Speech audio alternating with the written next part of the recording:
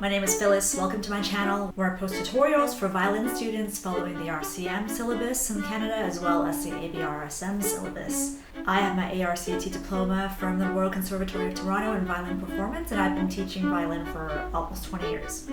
Probably the most useful videos that you're going to find on this channel are my scale videos, where I have a chart where you can see where your finger should go at a slower speed, and then you'll see me playing it again at the speed that is suggested in the book. I follow the suggested fingering that is in the book for both RCM and ABRSM, and have shown all alternate options if more than one has been given. If you want a printable version of the scale maps, I also have PDFs for each grade which are available for download on my website, which you can find linked on my About page. Just to note that I do tune my violin to my core keyboard, which is Japanese, which means that the A is set to 442, which means my scales are just a little bit sharp. So if you want to play along with my scale videos, you might want to tune your violin to 442 as well.